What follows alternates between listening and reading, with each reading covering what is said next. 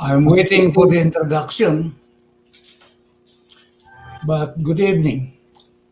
Since I was off air for a quiet 2 weeks almost, that gave me a relief. But now I was requested to be back, and here I am, live and kicking again, and hopefully to be of the serving of to the listeners what I have to utter and mention in this dedication to the community service of ours here in Montreal. So much changes because every day is a new day. Likewise, the perennial catastrophe of our situation socially, like the COVID-19, is still lingering. No, now that vaccination is available, but to some third world countries like Philippines is getting hard up to get supplies because of non-production available for these poor countries unless they have the cash flow on hand that will be available in a minute that this vaccination is available.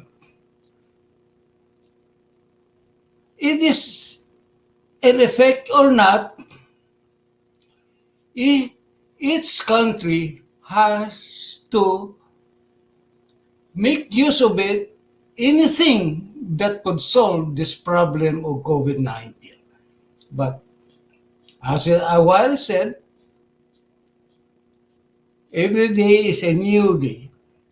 We here in the society surpass all happenings and calamities, whatever we have every now and then, because it's a new day. So we have this technology, and this technology has to be used somewhere else. So that's why the COVID-19 pandemic come to surface. Because if you exist, there's always a problem to solve. Without a problem to solve, you are dormant and you are not productive. This is always a challenge to humanity, that something new has to come up, progressive or downfall. So, because man was given the intellect and the know-how for them to solve their problems. So, this is a challenge in the application, especially to the new generation. They cannot just stay as is. You have to improve. You have to struggle more. And likewise, that's we are doing now, every citizens of the country, of the universe. So, the challenge has to be fought.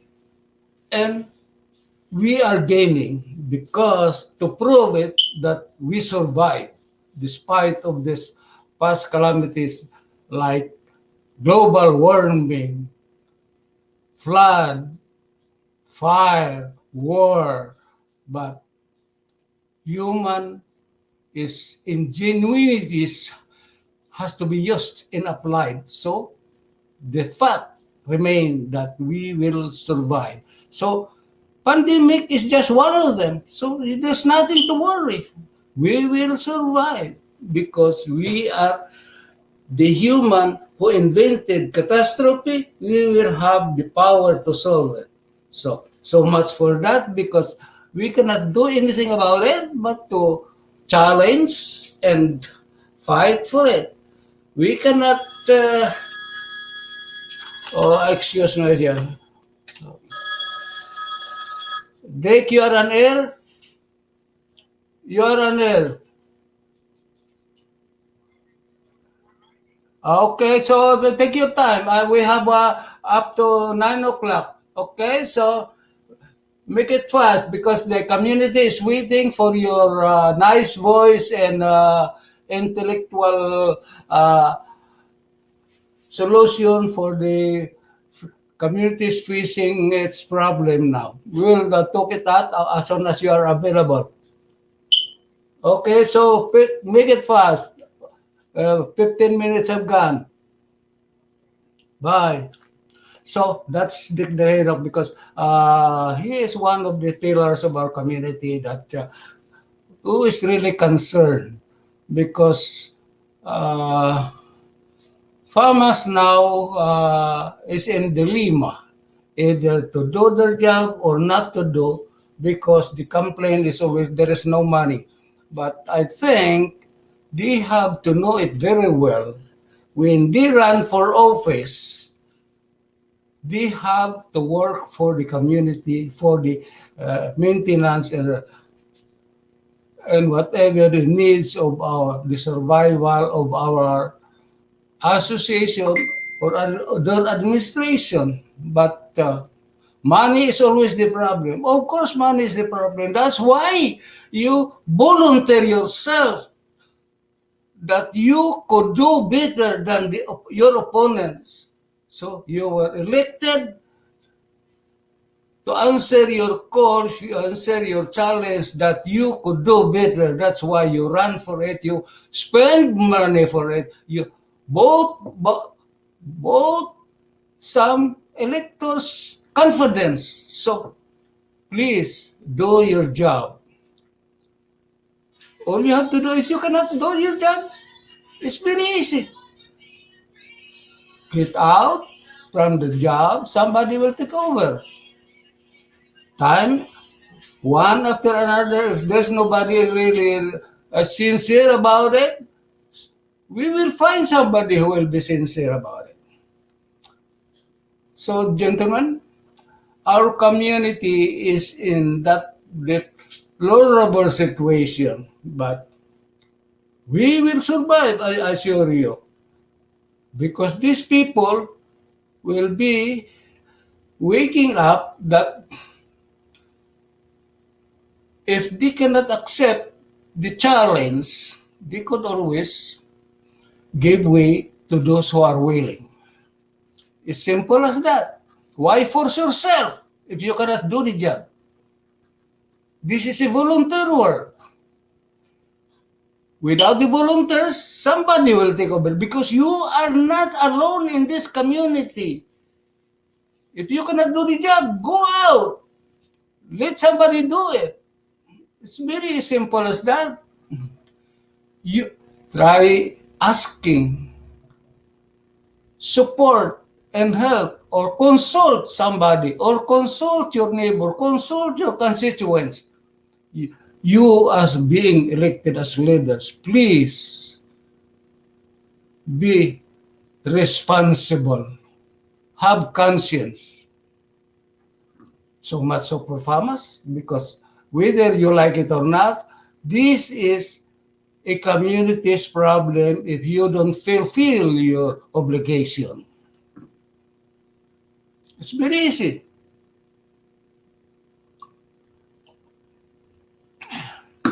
And likewise, a very important thing, because farmers is just the biggest association. I could give you an example who is continuing their job despite of this excuses of the pandemic. Pandemic is just one excuse. If you find looking for so excuse, so much excuses could be brought on the table for you to evade your obligation. But we don't have to listen for excuses because why other organizations are doing still continuing the services? Lockout, pandemic, well, it will stay for a while, believe me. It will not be finished by within a week or two.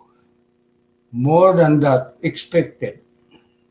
In the Philippines, if other countries have survived, Philippines is drowning themselves. But God will provide for them to survive. Hopefully, because you and everybody of our Bill of Filipino citizens will still help extend their helping hands in order for your relatives and my relatives to survive. Because we cannot just be enjoying ourselves thinking our kababayans are in the limbo of their lives. Gentlemen, wake up. We could do something. We could start a little things will always mean a lot. Because I would like also, before I get so excited, I would like to acknowledge those people who are very loyal, like Elaine Eliano Vlog. Hello, Ellen Kolafuki. And then Lot G. Elaine R. T. Molu.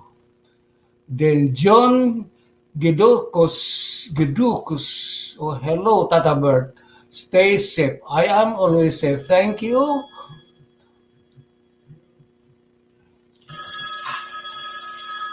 Excuse me. Hello, Dick. Dick, are you ready? Okay. Jonathan will correct you, and we could talk face to face. And then I'm expecting Orlando Cacho also. He has a special announcement. Okay. Jonathan will connect you so we could talk whatever we want to talk. Okay, Jonathan, connect the Dick the Hero. Uh, Oh, nandiyan na pala yung si Mr. Guapo. Oh yeah, yeah. Here Nandiyan na, are my friends. At nandiyan na least pala si Mr. Guapo. there is no reason why we could not meet each other. Pandemic, Well, that is a good excuse for not exerting finally, effort. yung ba ang tinatawag na finally we are live? I mean, we are alive. Yeah. So who cares about who cares about lockout? Thank you, Mr. Commissioner. Oh, thank you, Pastor. Okay, so okay, I will talk to about the subject of Dick the Hero letter, but why don't we talk what you have in mind now? I'm sorry. Why don't you start broadcasting what you have in mind now? The very reason why I call you for that because you have one thing very important in our community. So Well, could you give yeah, us? thank you. But first of all, I want to congratulate you and your team dyan sa radio StreamYard na I pray na this will be a success para yung ating mga community, yung ating mga kababayan will be well informed and that they will continue to subscribe and be informed up to date lahat yung mga bagay nangyayari sa ating mga komunidad para yung mga lalo na yung mga cases ng importante ngayon to be supportive, prayerful dun sa mga COVID, yung mga natamaan ng COVID. And we pray na they will be able to overcome and those who are still on quarantine, they will be able to be treated, and then they'll be successful doon sa kanilang treatment. And then yung mga cases na yan ang alam ko, mayroong mga tinatawag na uh, post-traumatic conditions. Kailangan maintindihan nila yan kasi ang mga doctors natin ngayon, very busy sila. Wala silang panahon mag-explain lahat yung mga traumatic. Kaya sa atin, parang nakakatakot yun. Aalanganin, hindi natin alam kung anong gagawin. So, the best is we do exercise.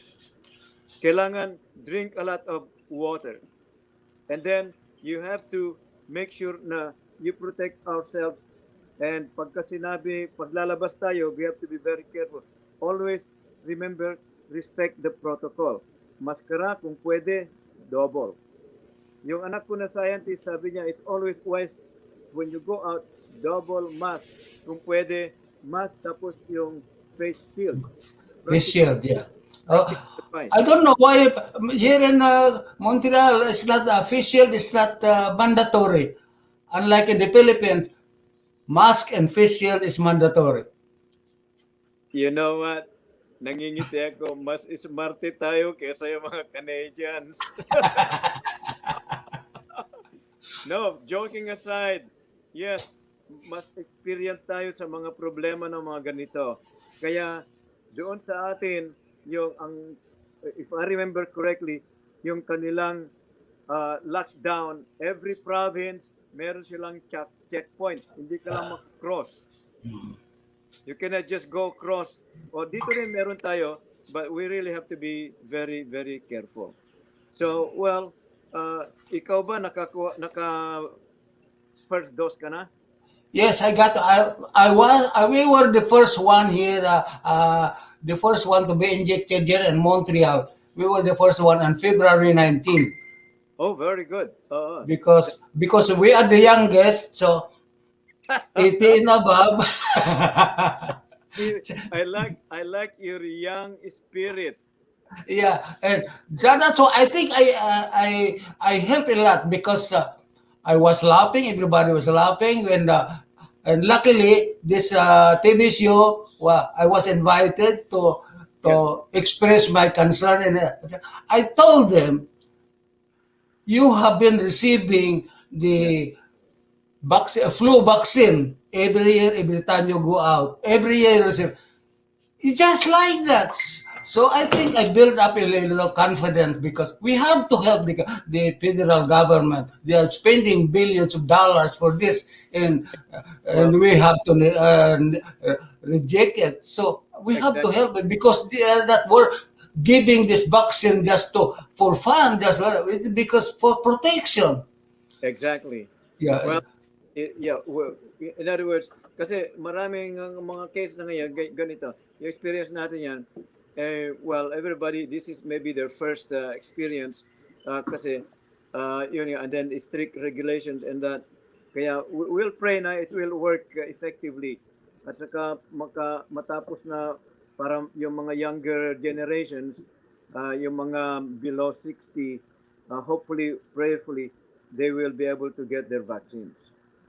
Yeah, for me, I always telling them that it is your mind. It is in your mind that you have to accept who you are, and accept the situation, because no matter what you do, it will happen the unexpected. So you cannot protest, you cannot rally. That we have to stop. Everything has to go as per schedule. We are on the line and the blessing and the mercy of our Lord. So yes, we have to accept it. I like your spirit, by the mercy and grace ng Panginoon yan, because wisdom comes from the Lord. And then yung mga government officials, yung mga health providers, the Lord will anoint them. They are the extension of God.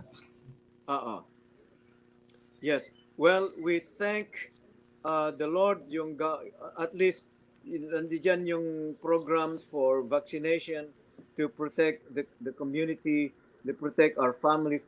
Pero maraming mga natamaan na mga mga 46 years old, mga below 60, below 80. Pero sabi ko sa kanila, Has yung no age limit. oo, kasi issue, uh, ang health issue generally is depende how your immune system is. Yeah. Kaya kailangan we have to be healthy in terms of our diet, exercise, our lifestyle kasi we have to be very careful. Kaya between you and me, we are over 80 and we are still active because we have a stronger immune system kesa yung mga bata-bata na yung bahala na o kaya they don't care so much about yung mga food, yung mga exercise, yung discipline morals for mental health at saka physical health at saka spiritual health. Important ang mga yon. Now, for me, I consider always the attitude. It's the attitude. Kaya ang sa atin, I hope there are some listeners na they will take to heart na yung busy, busy, busy.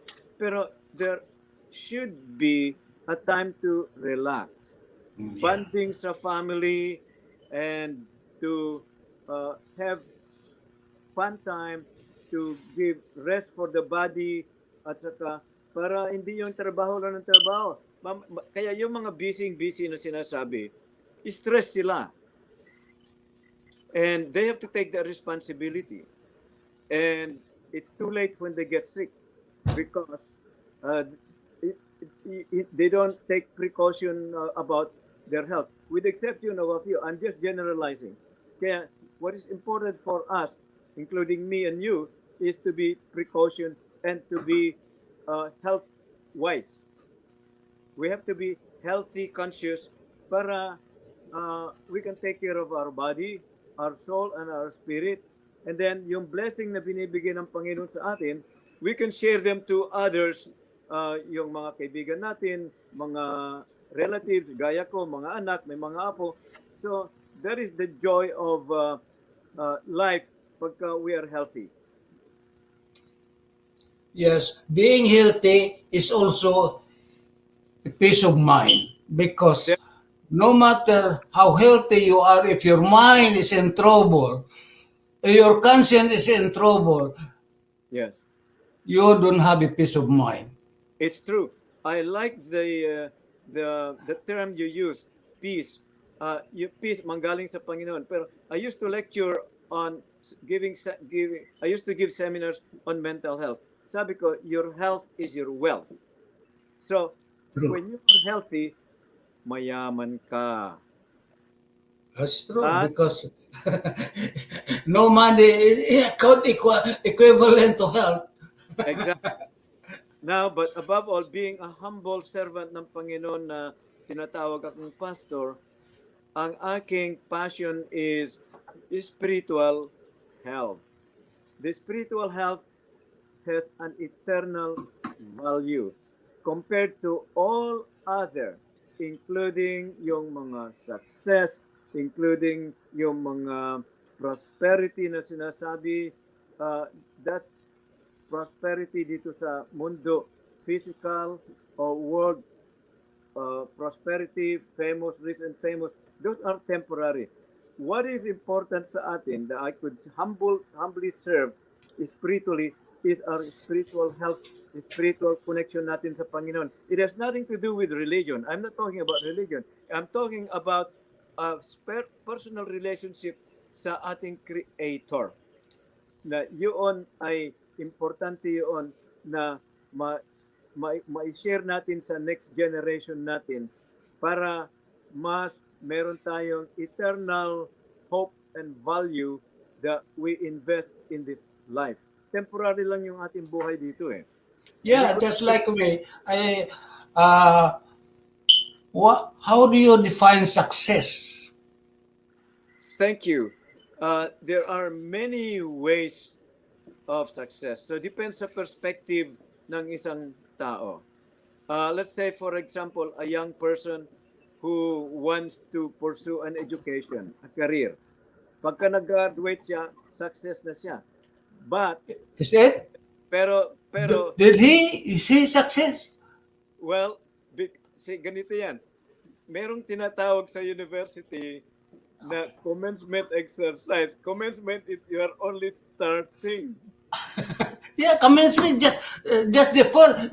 you are about to make a step. That's right. You're just starting to practice what you have learned, hopefully, so that you can help others success, contribute to the welfare first of yourself, your family, and the community. Para meron kang contribution, maibalik sa community because the community, the government has helped you to pursue your career. Then, pagka na-fulfill mo yun, maybe you could consider it as a success. For example, a medical doctor. So, pagka na-practice na niya and he is able to scientifically provide healthcare in such a way na talagang marami siyang natulungan, he could be successful. Pero meron naman yung mga passionate na doctors that they don't consider success until they're really satisfied in and out na sila ay talagang passion doon sa kanilang career. I don't know, doctor, but for me, success is satisfaction. If you are satisfied, happy, and contented of what you are a success. But because one good example, name 1 millionaire that would say, "Oh, I have 10 million. That's enough. I'm happy." Would they? Is there one person? Is there 1 millionaire would say, "I have enough million"? Well, you know what? That's a very good example because there will never be satisfaction in this life. You want a million? Oh, you want another two? Oh, you want another three? Yeah, you want 1, you want 10, you want 100, because satisfaction, that is the word. That is for me, that is a success. If you are contented with yourself and happy of yourself, that is a success. Because if a man still craving for more and more, he is not happy. Very good. Very good. And ang spiritual success, spiritual attainment is with the Lord, not with this world. Because this world is temporary, hanggang doon lang tayo sa libingan. But the spiritual, eternal sa Panginoon, as a servant of the Lord. You lost your picture, but you could hear still. Sorry, I've interrupted yung family ko, but okay. Okay, no problem. Okay. Radio community program at the same time. So, yung pagpatuloy ko, yung ating, can you hear me? Sure, very clear. Good. Can you hear me now? Okay. Yeah, very clear. Good. Okay. There was It's your system there that's loose. Okay, that just Can you hear me, no? yeah, very clear. Wait, can you hear me? Yeah, okay, very May clear. interruption, may tumatawag eh. Okay. So that's okay because we are live, so everything has to come and May go. tumatawag. Okay, answer the phone if you have to answer. Okay, no problem with that. We have an hour here to spend. Excuse me, I'm on radio interview. Can you call me later? I'm on the air. I'm on the air. I'm being interviewed. Okay, call me later. Thank you. Bye now. Thank you. Okay. Okay. So, can you hear me? Yeah, very clear. Very clear, Pastor. Okay, very clear. I cannot hear you. You cannot hear me. Okay. I can't hear them. Trying fixing audio. I please. could hear you very clear. Oh, I could hear you now. Okay. I could hear you very clear. Okay. Very good. Okay. So, I'm sorry about that interruption, but I told them to call later. So now, as a spiritual teacher, the Bible, the Word of God, tells us that success is only attained by the Spirit of the Lord, which is eternal ang promise ng Panginoon.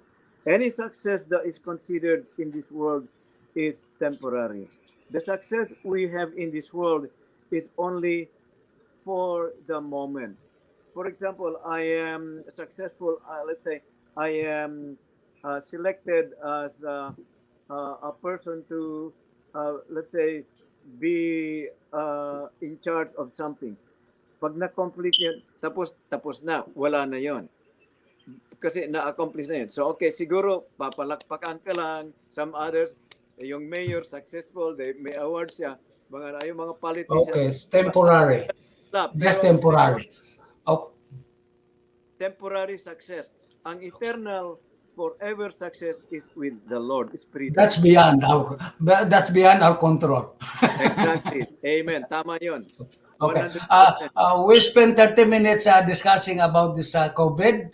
Now, could we talk about the very important project we have concerning the Israel Independence Day Parade? Oh, wonderful. Co- Yes.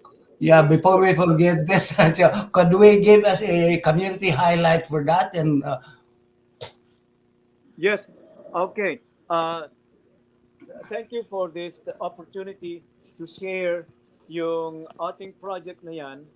This project is a community project and we pray na mga kababayan natin will come and support yung project natin para yung ating uh, mga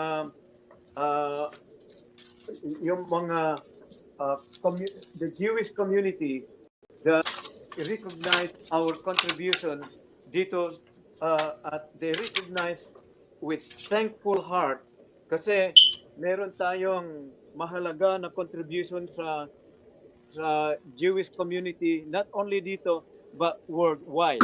Kaya nagpapasalamat sila sa atin na yung contribution ay malaki. Kaya they expect us always uh, to support them and be active. They expect our contribution. So, tinatawagan natin lahat ng mga ating mga kababayan at yung mga nakikinig lalo, please, you share the news na tayo ay sama-sama in the spirit of bayanihan para kasi yun ang ating culture na nagtutulungan tayo. So, I hope this poster, makikita yung poster mamaya dyan. And I just arranged a poster dun sa likod kung makita. Okay, yun. Meron poster. yeah, that's it. That's good. Mm. May poster tayo nakalagay doon. The ties that binds, mabuhay, shalom. The ties that binds Filipinos and Jews. Yun ang ating team every year na nagpa-participate tayo dyan sa Montreal Israel Day Parade. We are very blessed na they invite us and then we have as a community, meron tayong exposure na nakikita nila kung ano ang klaseng culture natin. And then pagka nag-attend tayo doon sa marcha ng 2 years na active tayo doon, lumalapit sila at marami silang they're get excited kasi maraming hindi nakakaalam, meron din nakakaalam about the Filipinos contribution at saka I believe the Philippines is the only country that has a Philippine monument in Israel. Marami din nakakaalam yon. Kaya pasalamat ang mga Israel at mga Hudyo that yung panahon ni President Quezon, over 1,200 na mga Jews were rescued by the Philippines from the Holocaust. Kaya malaking bagay sa kanila yon. Pasalamat sila sa atin. That's why we are friends. The Philippines is a friend of Israel. Yung mga hindi nakakaalam, passport holders na Filipino, they can visit Israel without visa anytime. So, oportunidad natin ito sa Saturday, next Saturday, a week tomorrow, 27 March, 27, yeah. 1:30 doon sa ating bayani na si Jose Rizal Monument along Coach St. Catherine Road, Mackenzie Park. Mackenzie Time? Park, Saturday, 27 March, next Saturday, 1:30. Doon tayo magkita-kita. We will respect the protocol, distancing with mask para we protect each other. Thank you, Bert, for that very beautiful flag. Ayun, congratulations, maraming salamat. Ang galing. Gagawa si Bert. Salamat with your good spirit para yung flag natin na yan, ilagay natin doon sa i-position natin sa ground as distancing para colorful at saka lahat tayo na nandoon, pupunta tayo doon sa designated flag peg na marka na yan para kahit na may lalapit makita tayo ng mga authorities, mga police, alam nila na we respect and we have our position in order. And that we are very thankful kay Bert because he will provide the flag marker. Importante yung marker na yan. Hi, Dick! Kumusta, Dick? Dick, kamusta? Well, Ang welcome. galing. Oh, sino to? Galing. Galing. Si Pastor Orlando Katsoy, yan, I invited him kasi he is one of these Filipino that really work hard to have our community center. And kilala. now, the only person that you could talk about the center, I'll give you that privilege, Dick, dahil because There you we go. will be here as an advisor, but you are on the front line. Dick, Oh, nakita ko yung yung ating flag. Look at me. Yung kamay ko na puto, sa puso, ha? Yan ang tunay. Di ba Yeah. yan? karamihan- Salute. Bert, di ba noong bata tayo sa elementary, palagi tayo niyang flag raising? Oh yeah. Oh, yes. Tinumaga yan, ha? Hindi, we are singing even the Star Spangled Banner Anthem. Oh, yes. Yeah. Oh. OC, can you see? We are singing that. Not even Bayang Magilip.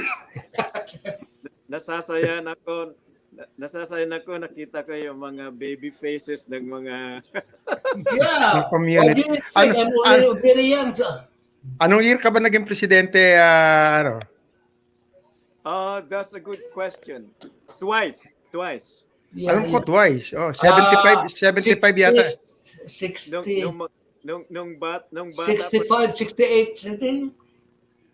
Somewhere there. Yeah, because in 70, we were already together. So I arrived here in 70, so we're mingling already. We have lots of fun already. I still remember the violin concerto that, and also Pilita Corralesio that nobody came. Oh, yes. We are proud of our culture. Yeah. Malaking challenge And na. yeah, At, so those were the days was really good. When you the moment you talk about Philippines, everybody listen because there is no communication, there is no paper, there's nothing. Remember, we are smuggling bagoong to brought here. we're so blessed. Balot and bagoong, also smuggled it, even mangoes.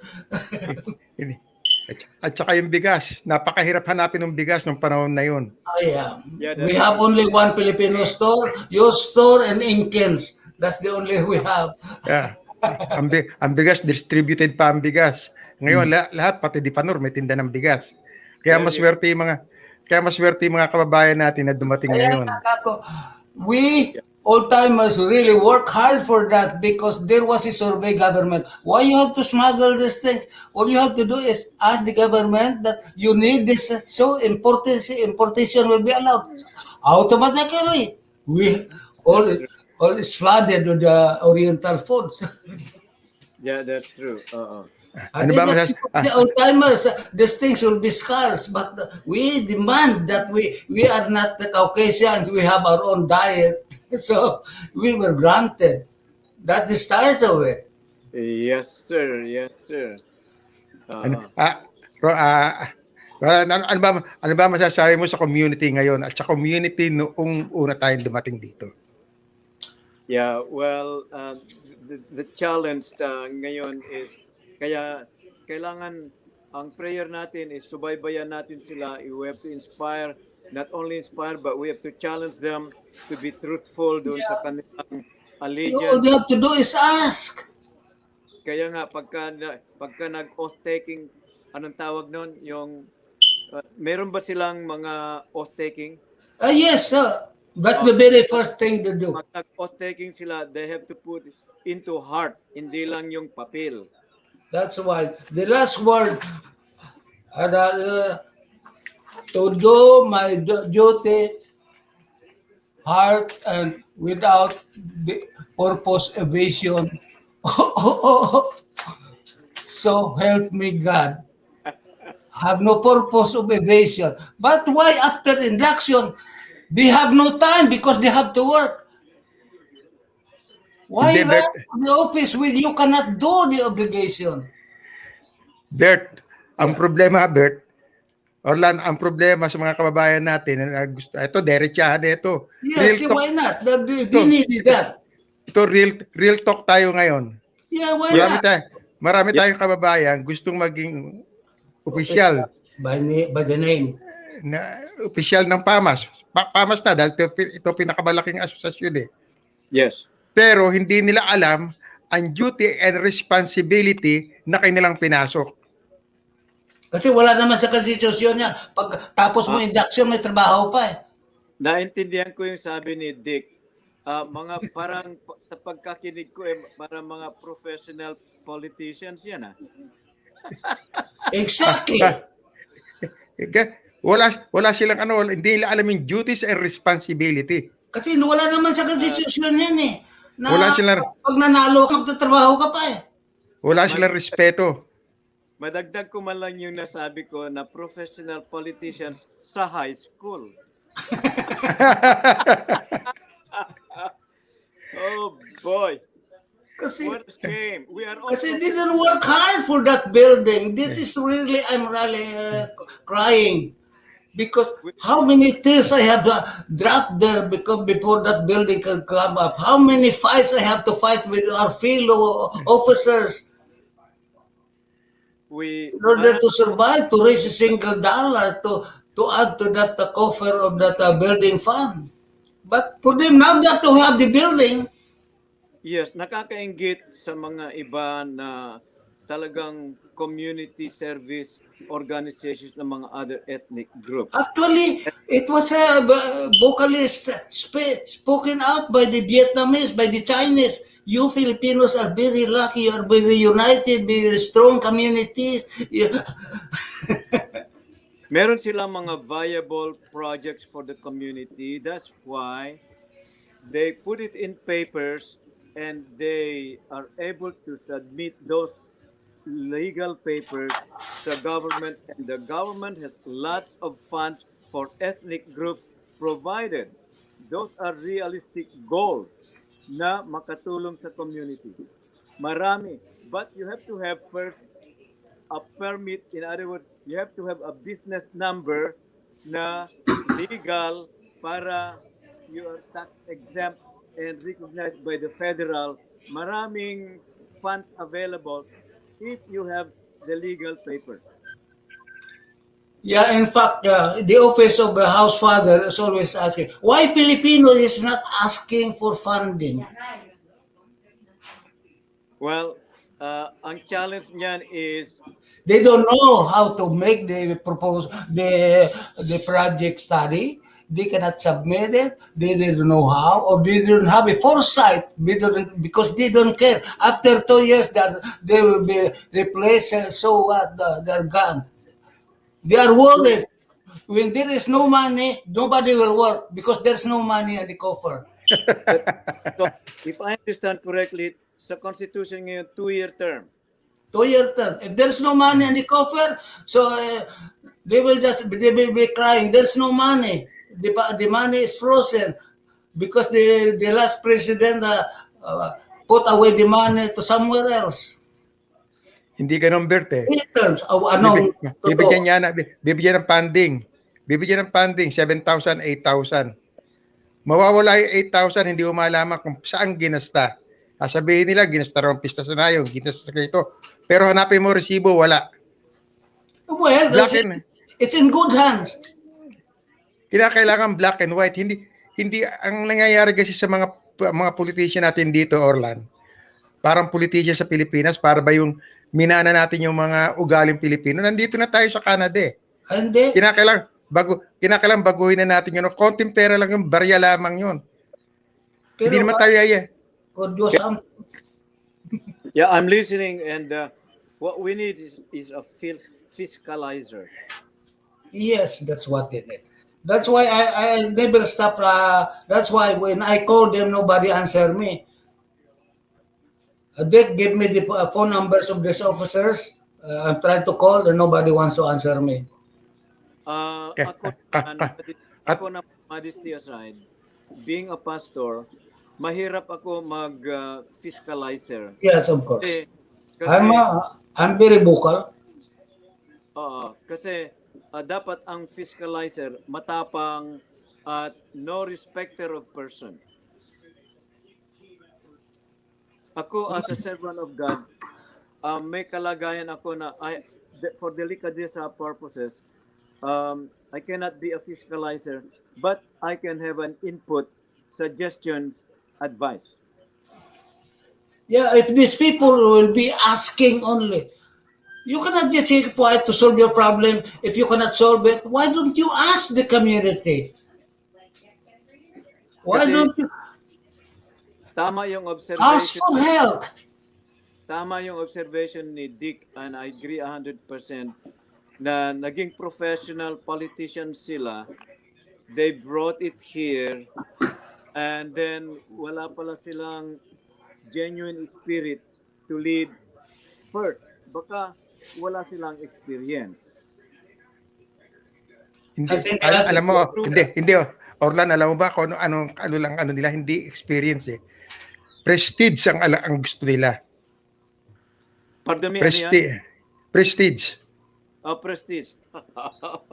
Na makapagpicture sa politician is good enough. Yun lamang.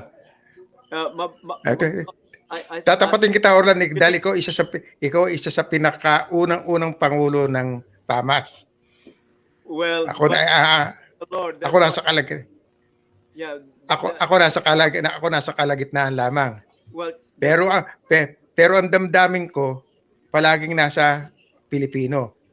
Sa mga Pilipino ko.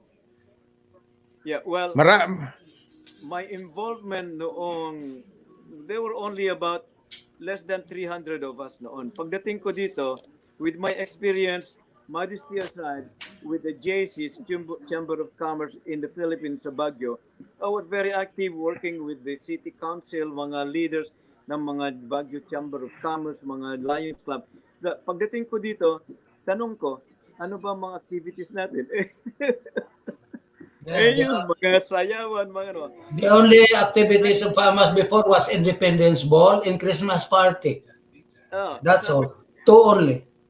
Yun ay mga high school,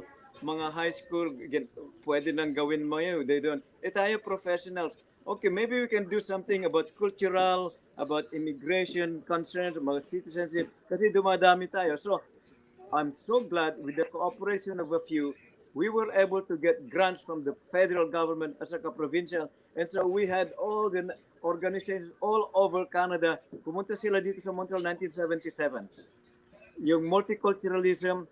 So, meron, I was able, modesty aside, I was able to sit with the cabinet ni Trudeau, and we sat with them, with other ethnic groups, and they visited, I participated at least 2 dito sa Montreal, and then several sa other provinces about multiculturalism. So we were able to help them prepare what we call the green papers ni Trudeau, kaya napasa nila ang multiculturalism ministry. Kaya ngayon meron tayong multiculturalism ministry. Napatibay ang citizenship, napatibay ang immigration. During those times in 1977, we were very proud to be represented because the government needed us. And then ngayon, at least we are able to participate. And then ngayon, at least na-recognize nila ang contribution natin. Tumanda natin tayo dito sa Canada. Maraming mga professionals, maraming contribution natin sa economics, sa professions. So, noong October 27, Bert, remember yung Philippine Heritage? Yeah. Unanimous vote ng Ottawa, Canada Parliament. They recognize ang contribution natin because we are the fastest growing ethnic in Canada. I think we are 1 million now. That's why the whole month of June was considered Filipino Heritage Month. The whole month of June, every June, every year. Yeah, saludo sila sa atin. Canada-wide. It's a bit late, but better late than never. They recognize yung efforts natin, yung hirap natin. We help the economy. We help. Yeah, everything this compilation, so it got effect. We have a very proud heritage dito sa Canada.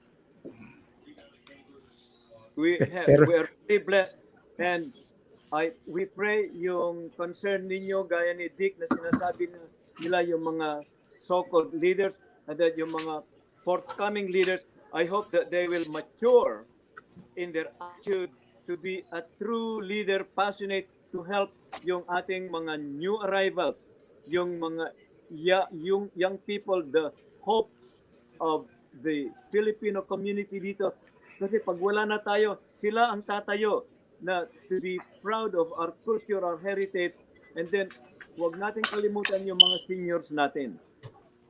At saka isa pa, Orlan, para doon sa mga old-timer na may mga anak, katulad ko rin, kinakailangan ituro nila sa mga anak nila, at katulad ko, sa anak ko, itinuturo ko, sila Pilipino. Oh yes. Para yung cultural na ipapasa natin sa kanila. Pero maraming mga kababayan natin, ayaw nilang ma-involve yung mga anak nila. Oh. Marami. Yeah, it's sad. It's sad.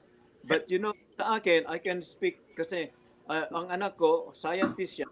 But yung doctorate niya ng nagtuturo siya sa University of Calgary, and one of the top scientists siya sa molecular geneticist siya.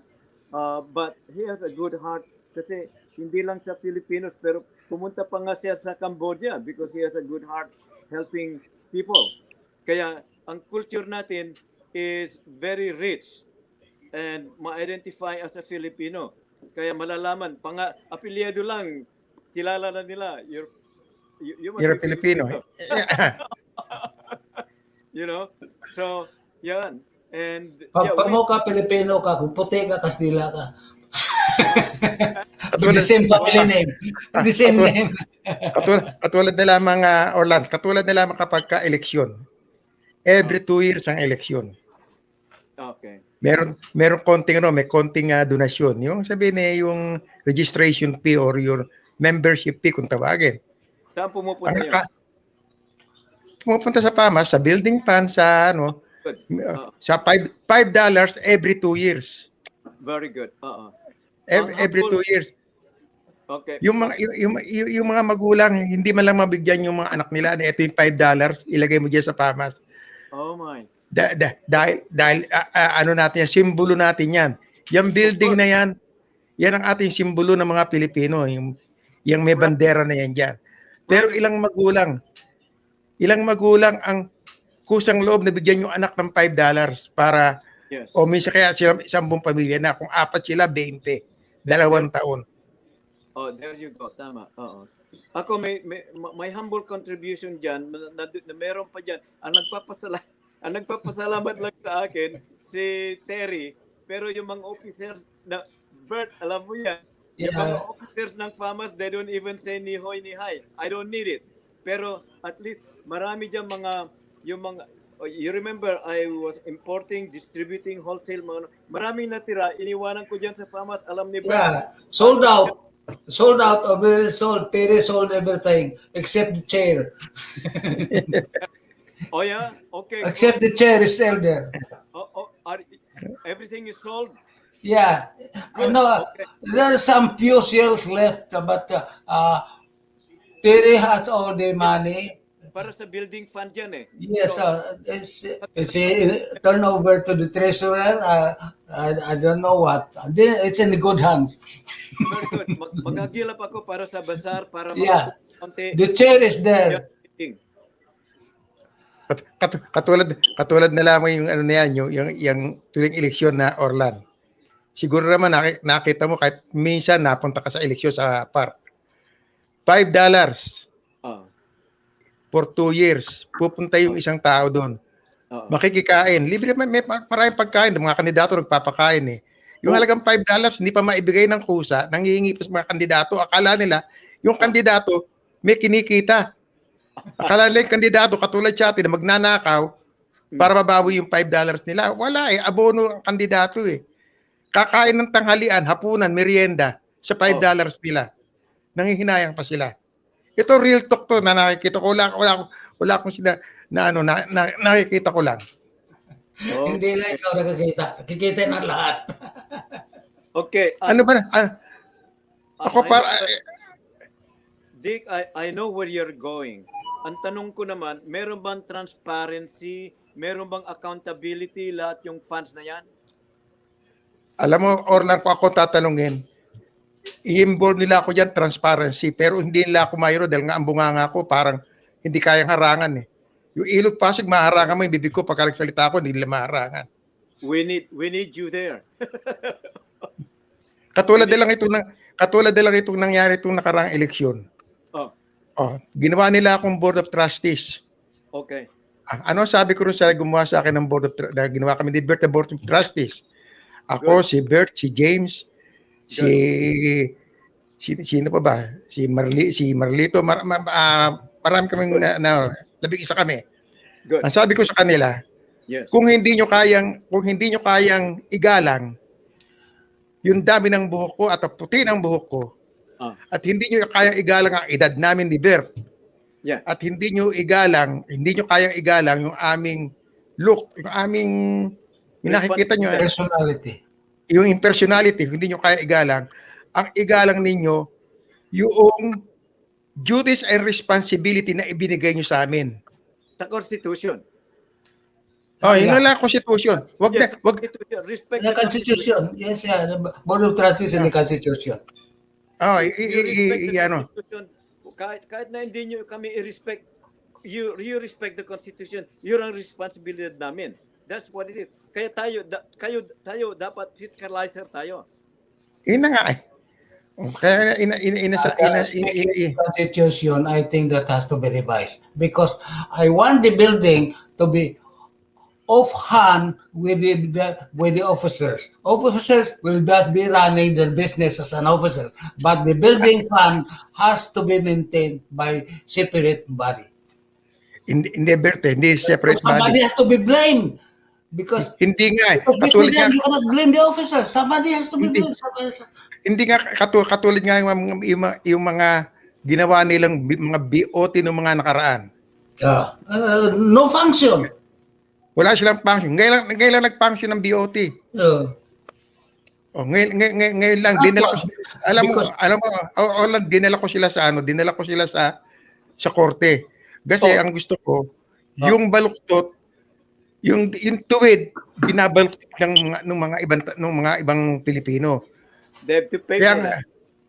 Ngayon nag-pay sila. Ayaw nila sumunod ka kung ayaw niyo sabihin tama ang BOT. Ngayon tayo magkita-kita sa korte Ano sabi ko sa kanila?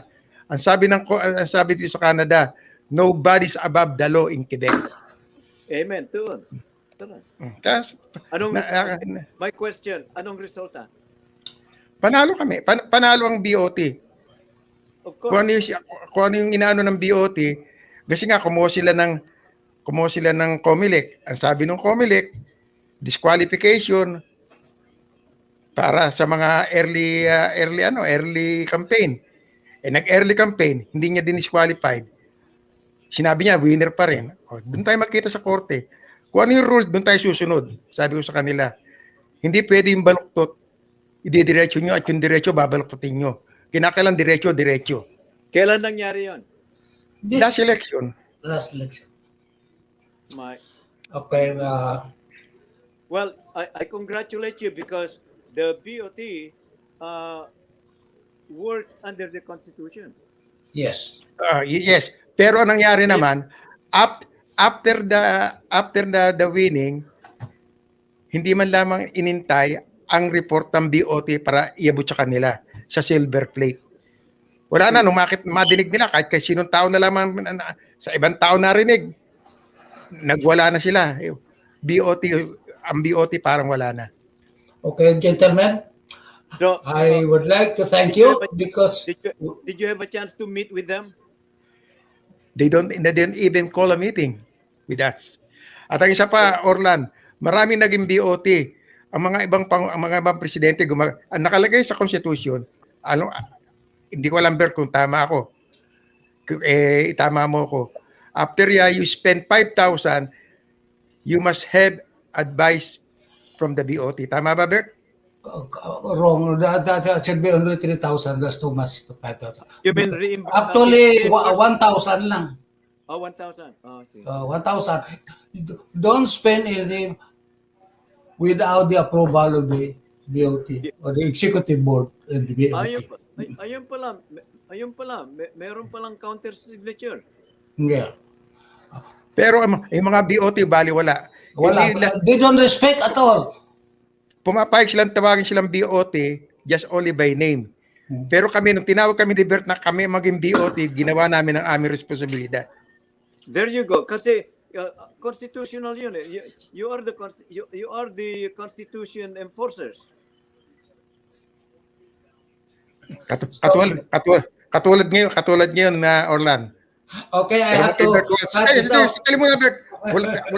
Walang telepono. Walang telepono.